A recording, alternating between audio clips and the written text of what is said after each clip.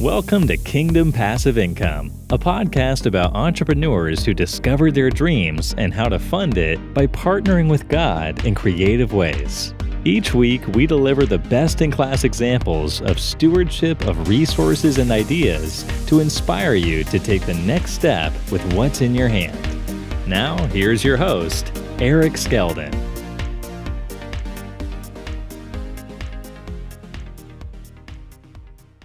Going on, Facebook family?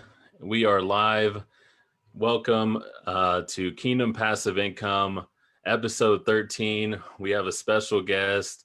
I'm a military veteran, so I'm really happy about today's guest. We got a awesome Army veteran, a company commander, a Black Hawk pilot, a guy who served over 10 years in the military, in the armed forces, flown a Black Hawk, which was something I always wanted to do. And man, just has a cool story of now how he's leading a mountain movers movement to help people really find their mountain and with God and their kingdom purpose, really become a kingdom warrior and move mountains. And so I'm super excited to introduce you guys and the listeners to Adam Jones.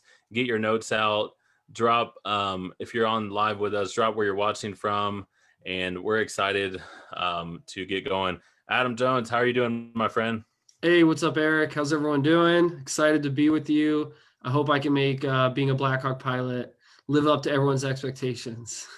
Dude, Black Hawk pilot, that is some serious stuff right there. And so for people who don't know, the man, the myth, the legend, the Black Hawk pilot, Adam Jones, what, going from, consulting with, Fortune 500 companies and really taking, a lot of veterans since I got out in 2018, I've noticed on LinkedIn, they struggle transitioning, and there's like transition coaches. There's all these people that have to really serve that gap because it's a huge need in America. We have these people who, come back from, with IED blasts. I mean, you got people like Dan Crenshaw who, they get their eye popped out, but they become more resilient and they, go and they lead from the front and they use their whatever happens to them and really conquers it.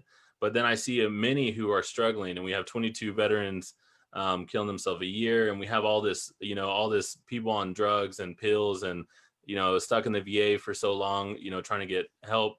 And they're really just trying to figure out their purpose. And I see that. And that's why I really connect with when I started hearing some of the stuff you're doing. I was like, man, I got to connect with this guy because I have a passion and I see it, because my focus was like military to kind of pay for business degree and get leadership experience. And so I didn't get deployed. I never got deployed. So I never had to figure out, if I would have came back with PTSD or, really just had that struggle. So I didn't have as much of a struggle, taking whatever leadership experience and all the principles I learned in the military to the business world. But so I guess anyways, just going to your story, tell us how you went and really navigated through that, and tell us just some of those challenges that you went through in that hero's journey to where you are now and still really helping other people. Yeah, no, absolutely, Eric. I think it's so clear, right? What a lot of us go through when we get out of the military is we don't know who we are without our uniform. I mean, that really is the outstanding question is, who am I without my uniform? And I think we try to solve that by, what do I do without my uniform? Right? What's my purpose without my uniform? And it's funny because I don't know about you, man, but I was someone, I never really allowed the military to become my identity. And yet I still felt this way. It was the weirdest thing, especially as a believer. I was always like, well, I'm a son of God first, right? I'm not a Black Hawk pilot. I'm someone who flies Black Hawks. And believe it or not, that's actually how I would tell you that. If you asked me what I did, I didn't say I'm a Black Hawk pilot because I'm not. Really my identity is in who I am in Christ.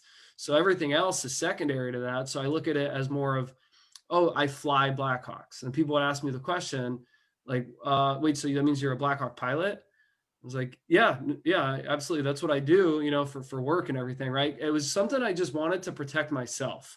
I wasn't doing that for anyone else other than Adam. I wanted to make sure I was protecting my mentality and my identity. So I never got caught up in what I saw a lot of vets do, which is they get out of the military and they can't stop wearing all their Army stuff. And there's nothing wrong with that. But I think sometimes we can see that you can almost see through their eyes for a second. You see this pain of like, they're pretty lost now. They lost their community.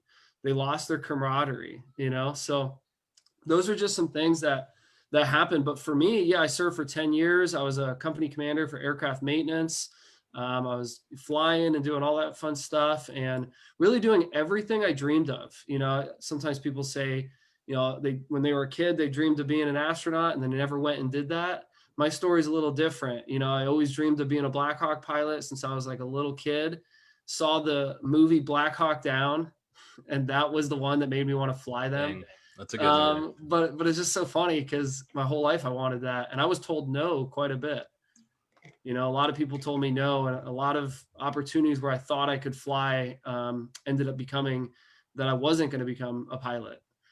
But I just kept realizing that no was just temporary, and maybe there were some things I needed to learn in a season, right? Maybe some mountains I needed to move before I was ready for that next challenge. So that's a little bit of the story, but I'm like you, man, you know, never deployed. And I say that in a way of, in the past, it used to be like embarrassment, but now it's just, you just got to accept who you are and what you've done and what you haven't done. So if someone's deployed and you hear this message, yeah, I get it. I can't relate to you there, but what I can relate to you is I still got out of the military. We still transitioned. Right. And I think sometimes we want these commanders who are all burly and they've deployed 10 times and we want to listen to their podcasts. Like, you know, there's a lot Jocko of them. Willink, the 4 a.m. Jocko Willink and the 4 a.m. I wake love up. him, man. The guy's awesome. I learned so much. But there's certain people who have certain experiences that we need for certain things. So you might not need a Jocko Willink right now for figuring out these 5 C's and how to transition out of the military properly. Yeah, it's so good. And I feel the same way. I kind of had this imposter syndrome at like, oh, as far as my military experience, because, you know, I've like the things you see in the movies, I didn't do a lot of those things. I didn't blow like people up, or obviously I don't want to blow people up, but you know what I mean? Just like being in the battlefield, like we practiced a lot in the infantry and the paratroopers. We jumped in, we took over territory, like we blew stuff up, but like it wasn't obviously like it was like always preparing. And I feel like that's kind of what we're doing in the kingdom of God is like we're always preparing and always staying sharp and iron sharpening iron. And that's what I love about what you do. And so, you know, getting into the 5 C's, you know, tell us about these 5 C's. How did you learn and how did you, a big thing once I transitioned into, I mean, obviously the military has a certain company culture, infantry has a certain company culture. And honestly, a lot of it, I will say I didn't like some of the culture in the military. And that was one of the reasons why I did 6-year contract. And I was like, I want to go to business culture where you can create your own culture, play ping pong table, do sales, like all that kind of stuff. Like that was a dream in my head, you know, it's just like, I want to be a business guy that, you know, makes the culture fun. And that's kind of been a big passion of mine is one, seeking out, or when I got my business degree and wanted to go work for good companies, was one, find a company that had good company culture. And two was, if I ever started my own company, was to be able to learn the keys to creating a good company culture. Because right now, if I look at the successful companies, Google, Facebook, and why I may not like their leaders, I got to admit, some of the people who work there, they're happy. They have free snacks, free lunch. You know, they feel like they can, you know, have freedom there or whatever. Like they do. I feel like there is a sense of like in some of these software companies where they have a cool environment, you know, like if they need to work from home or if you need to take, you know, if your kid gets pregnant, you can go, you know, help them out. Like there's a lot of those things that I think are cool. So what is company culture? And then two, like how do we get into some of these 5 C's to really building that good team culture? Yeah, such a good question. And it's a good point because I mean, I remember being in the military many, many days being like, what am I doing? This is not fun. And it wasn't just, I mean, honestly, I think you and I both know that the trainings and the challenges, they were actually fun. It was the bureaucracy, right? It was this hardened structure of limiting what you can and can't do to such an extent to where it can, as an entrepreneur, it kind of silences you a little bit, right? Until you find out, how do I stay within this lane? Because you got to stay within your lane and then still be a creative, right? So yeah, culture is really, it's a set of actions, right? In order for something to be culture, it's not as simple as I'll give you an example that I learned recently. I thought this was really good. Okay. Bill Johnson actually shared this and it just really stuck with me. And Bill Johnson, he said, if I said, I want you to go be more generous, right? And then you went out and then you did an act of generosity, that is not culture, right? That's not how you create culture. That's how you create an action. Culture is when you take those actions and they repeatedly become the first the first thing on the top of your mind, the first thing that comes out of your heart, right? So culture is really a matter of taking that generosity and having it be so inherent within you that it's a set of actions consistently, but it's inherent. It's the way you lead forward. You always do these things, and that's when something goes from an action to culture. And that was just something that really stuck with me, and I really thought about how that is the truth. That really is a huge piece of culture. So the 5 C's of creating a contagious culture is all about these 5 things that we lost when we got out of the military. So in terms of my business, I'm actually a team acceleration strategist. And as a team acceleration strategist, my goal is to help business owners and to help team members be able to be a part of that high performing team they've always imagined, right? I like to work with aspirational leaders, not the ones who think they got all these problems and their team's all messed up and people are hard to work with. I'd rather work with those people who say, you know what? I know that my team can do more, and I'm so excited for them to achieve that, not just so I can make more money, but so that they can become who God created them to be. Right. So within that comes training programs. One of those training programs for Christian men and women is called Kingdom Warrior, which you are part of like a prototype that I put out a little while ago. And in Kingdom Warrior, we talk about these 5 C's that you lost. Okay. So the first of the 5 C's is camaraderie. And we know that, don't we? We know we lost camaraderie. It's like the number one thing we always miss when we get out. I miss the camaraderie. I miss being with someone else who they're on the same mission as me. They get me, doesn't mean we're best friends or anything. It just means we're looking out for each other. So that's one of the 5 C's right there. Mm-hmm. Nice camaraderie. That's so good. And especially in this times of isolation and like California is like completely locked down and you got some of these places where they're like that. And the cool thing is I'm seeing, we have some similar mentors in Pedro. Is for the past year and a half I've been with Pedro and he's been teaching us how to build camaraderie through complete strangers at one time on the internet and through community. And so talk about that with building communities, building programs online, and kind of how like I feel like God's been teaching some of us these strategies a year 2 years ago, and now we're coming into a place where everyone's like, every church is like, I need to build a group, I need to learn live stream, I need to do this. And it's like, and I feel like God's been kind of teaching us that hey, the especially millennials aren't going to church. My generation, they're not going to church. They're going to other, Gary V, Tony Robbins to get fed, like for spiritually, honestly, like from just like any, like, we have unlimited information out there, but people want to be around like-minded people in these certain communities. And so talk about that, about what God's shown you as far as online and building that camaraderie online. Yeah, I think the number one thing to hit on is this. The church, right? And I'm not talking about the ecclesia. I'm talking about like just when we think of going to church, right? Sometimes church can focus more on organization and structure and congregation, right? But really kingdom is about family. And I think that's the number one thing to emphasize when you're looking at building these 5 seasons to your life is how can you do it in a way where it's about family, not organization, right? Not about extending the width of your influence, but the depth of your influence. I think one of the main values I love to share with people about Mountain Movers Consulting, my company, is we value the name, not the number. We value the name because I do not know the number that will come from that name, right? It's just like how Jesus left the 99 for the one.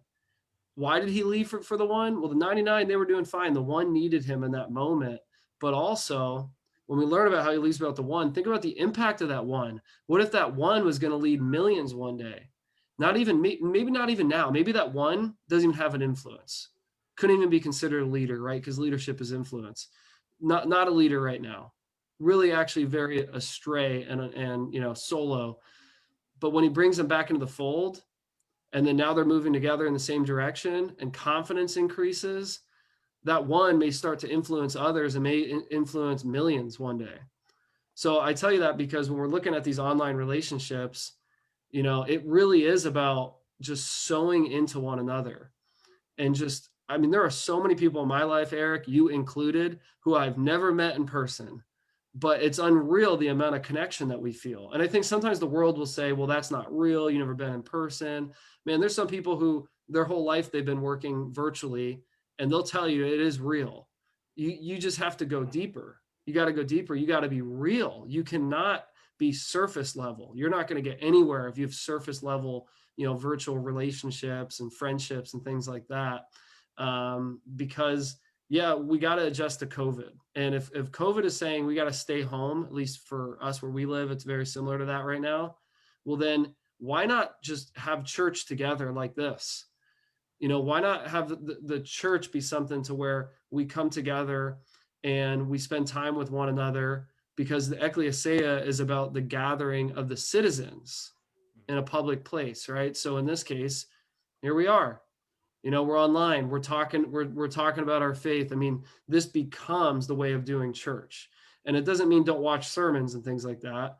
I'm just saying we gotta see bigger. We gotta see like the kingdom sees church. Does that make sense? Yeah, absolutely. And I really like appreciate that, even like throughout, since like March, since this whole COVID thing, they started saying like, oh, be afraid, and everyone just locked down. And at first I was like, dang, like, we just need to stock up, and like, are we just going to be in our house literally for like 2 months, and you better like have enough food.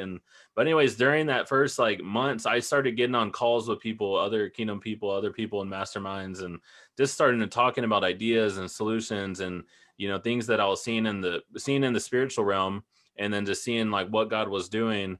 And I had like the coolest conversations with people, and I probably just had over 100 calls with new people, and also just friends that I have online.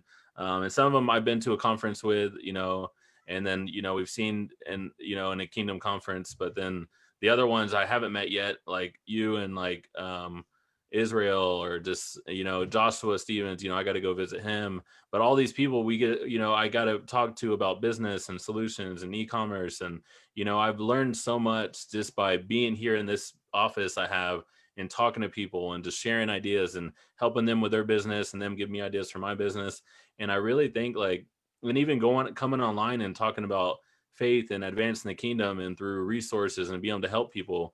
And this podcast, I mean, it's called Kingdom Passive Income. So we're really, I want to show people's stories, highlight people's stories who have built businesses or had faith to go for things, big dreams and big visions. And I feel like sometimes when God gives you a dream and vision, it's kind of tough. And I wanted, if you can share more about, a lot of people's dreams are to become a Black Hawk pilot, but how did that happen for you to come and like want to do consulting and coaching and stuff, and really go after that dream, even when you've already achieved the dream that you had as a kid? And what did that look like? Yeah. So I think it was just about paying it forward, right? I got to achieve my childhood dream, but my family still has dreams, and we still have visions for greater impact. One thing I'm sure you realize as well, when we're in the military, we're in that tight organization, this small unit. Your span of influence is going to work within that unit, but until you get out and you start adding value to other people, or maybe you gain more influence and you level up in the military, right? You're limited to a certain number. I'm not going for the hundreds. I'm not going for the thousands. My goal is to be able to speak into millions of people. Why? Because millions of people have mountains in their life that they need to move. And God teaches us how faith will move a mountain. And it's not about the size of your faith, it's about the unbelief. If unbelief is present, the mountain will not move, right? It's how we can limit what God has already done is through our unbelief. So that's why someone will say, I have the faith, but help me with my unbelief. Well, okay, you have the faith, but help me with my unbelief. There's too much doubt crowding. So my point is, this is more important to me than flying. Flying was extremely important during the season, but I always looked at it from a leadership perspective of influencing and helping others. How can I be the light in the cockpit? And I'm telling you, man, that's the truth. When I was a commander, I wasn't an Army commander. I was a Christian commander. I was praying for my men and women that were my soldiers, right? I was praying with them. I was there with them when things were bad. And we can all look at our life and say we didn't do enough, but I'd rather look at it as what is next, right? What is next? Like, how can I help the next person, the next one that leaves the 99? Where's that one at? So if I want to help the mega millions, that's the word for me, man. Mega millions, not money, mega millions of people. Then we need to take all these experiences, skills, gifts, and I don't think we emphasize our gifts enough. Gifts are probably more important than experience, if you ask me. So you have these things that are unique to you in your life. How can you give that back to someone else now to help them streamline their life? I know how to move mountains because I've had mountains. I've been covered in debt to where I couldn't even breathe, to where I couldn't even think of the next, payment. But then I realized that God was my provider and we moved that mountain. I've been covered in doubt. I've been covered in disbelief. I mean, there's been so many mountains in my life. And I just realized when you move a mountain, you can see past it. And if you have a mountain there, it's in the way and you can't see what's next to it. And what I mean by that is someone else's mountain needs you to move yours. You got to see their mental mountain, the problem in their life, right? So let's say for me, it was lack of confidence, but for them, it is, never always feeling like their fitness is off, right? They're not happy with their fitness and their body and things like that. I can't even see that because I'm so concerned with my own problem. But once I move that, I can tell, wow, someone needs me to help build their confidence in their fitness. So that's kind of the story of how this all came about. It was just a level of conviction, just like becoming a Black Hawk pilot. It was a level of conviction. The facts didn't count. It didn't matter how many times I was told no. It was just something that I knew I had to do. And I'm so glad I did it. And the crazy thing is I stopped doing it. That's what's crazy. Because you think I'd be like, well, I achieved my dream, I should keep doing that. But I follow my peace. I follow the impulses of the Holy Spirit, just like you do, man.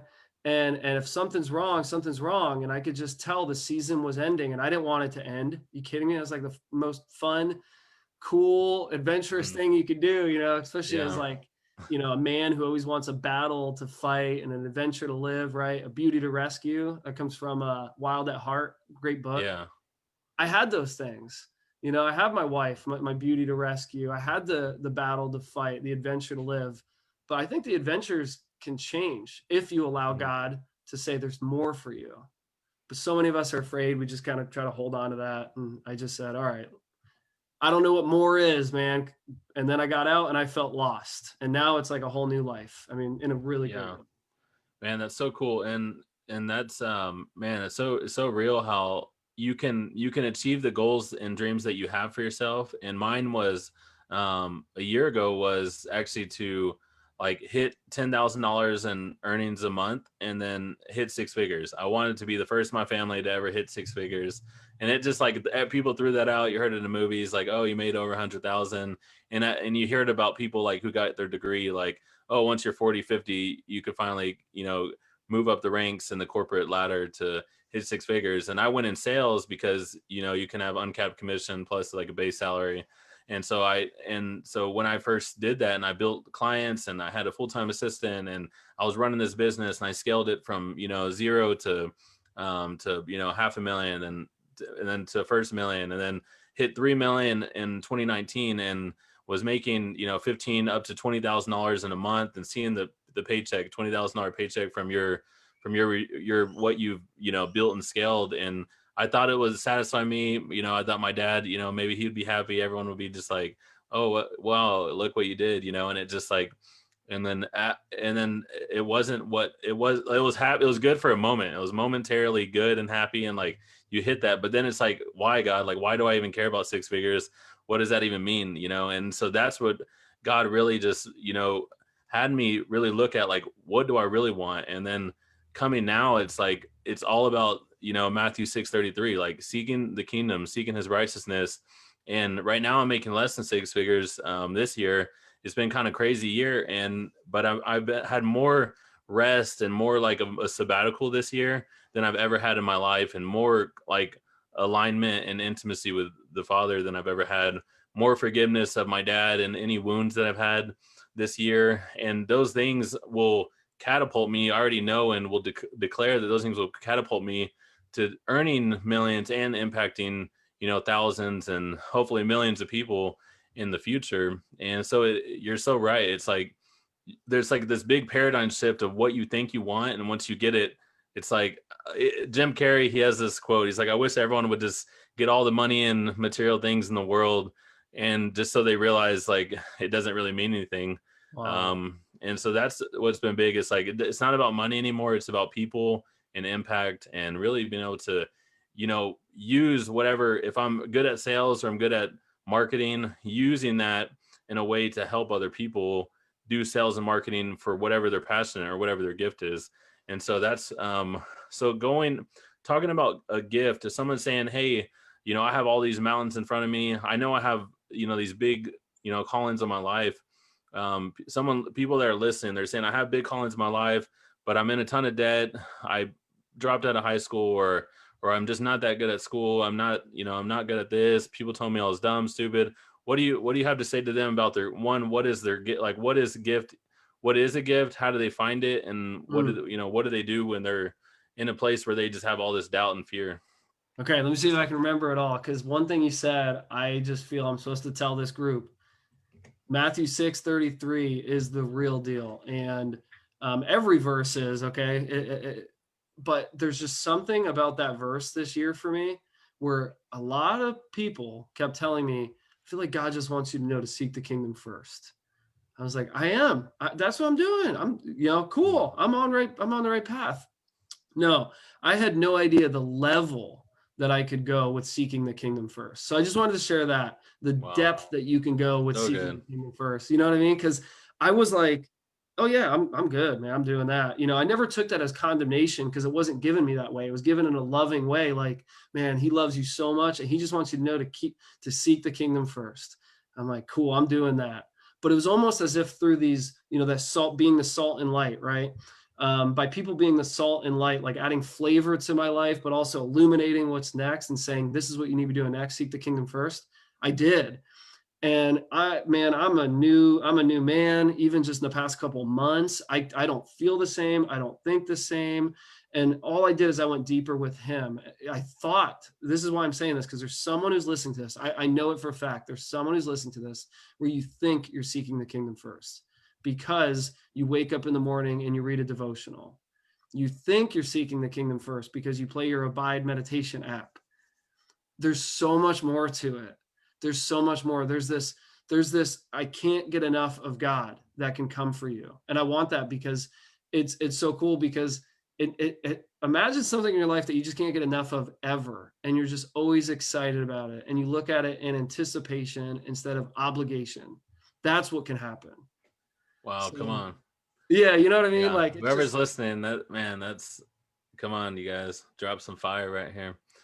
Man, God, yeah, God is moving. He's moving in people, and he's moving, you know, he's moving mountains right now. I even see just mountains being moved for people of debt, of poverty mindsets, of mm, just even mindsets, and even just barriers of your thoughts, limiting beliefs are just being lifted right now.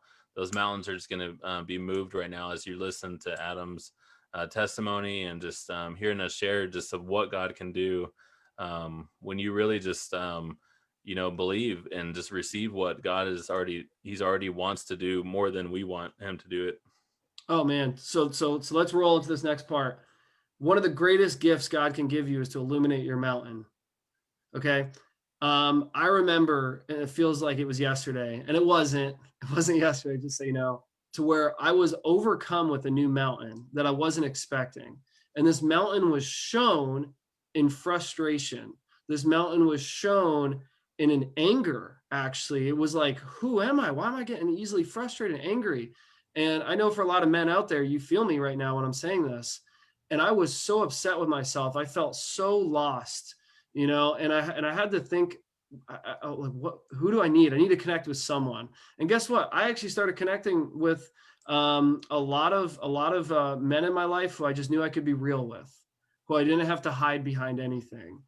And I said, I don't know what's going on. I'm angry. I'm frustrated. It's coming out in my communication. This just happened, right? And here's what's so cool. In that time, there was a friend of mine, and he said, listen, God just wants you to come closer. He loves you. You have to realize I've been teaching mountain moving for 8 years. It just wasn't a company like it is today. So he said, God wants you to come closer.